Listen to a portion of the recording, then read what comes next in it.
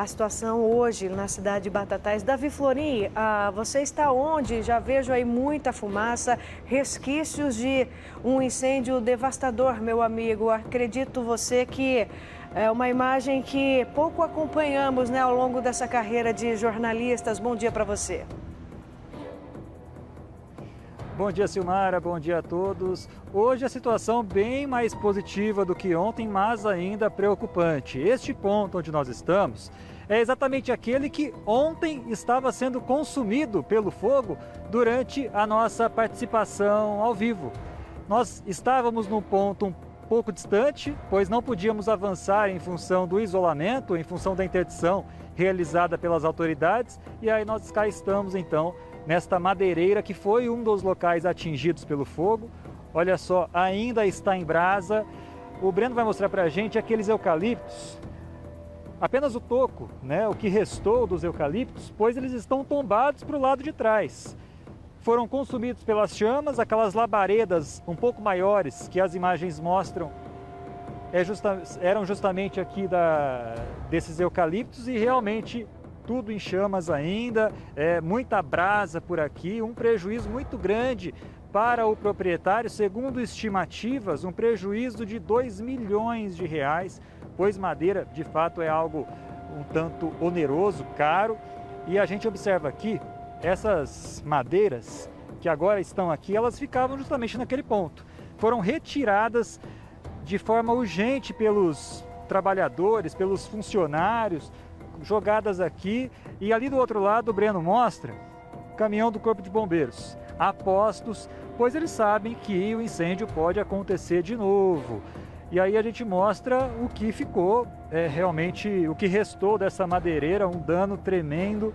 A gente observa lá distante aquelas toras também incendiadas, o que restou dela. É até difícil de avançar em função do calor que nós experimentamos aqui agora, tudo muito quente, muita chama, muita fumaça, difícil de respirar.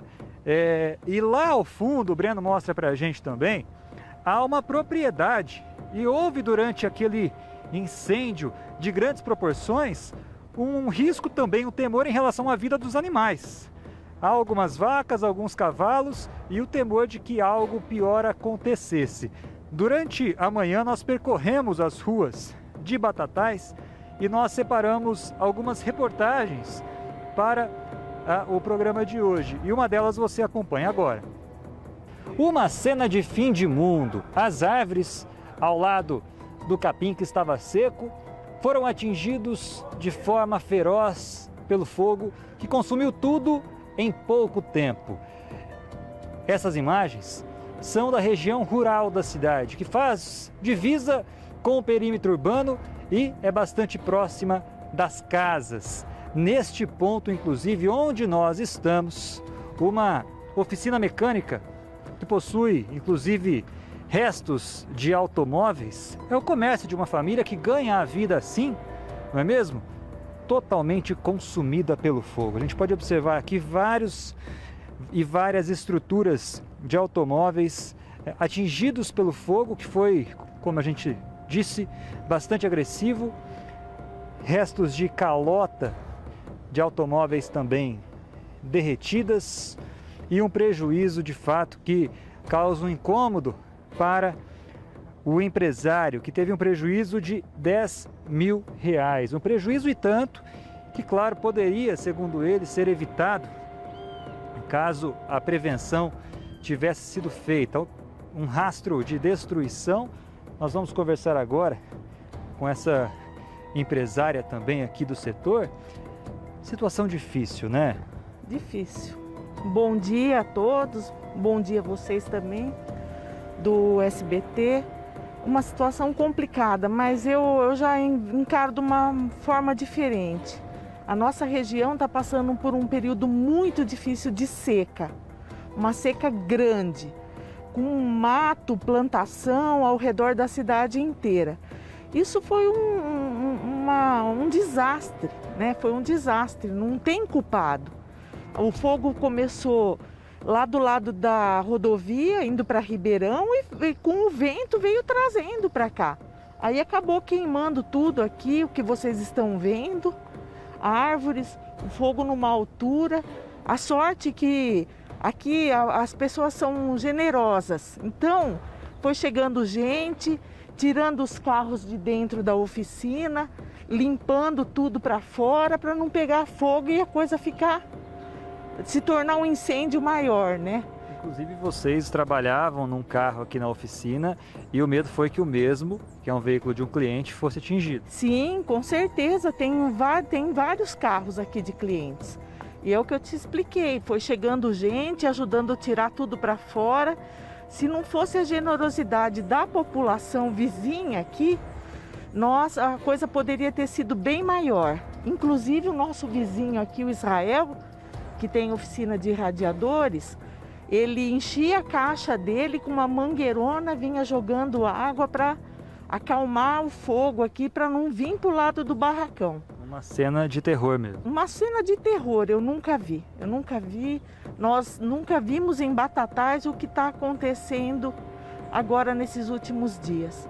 Certo, muito obrigado pela sua participação. E o detalhe é que nós estamos falando agora aqui do Alto da Bela Vista, apenas um dos vários bairros atingidos pelo fogo em toda a cidade.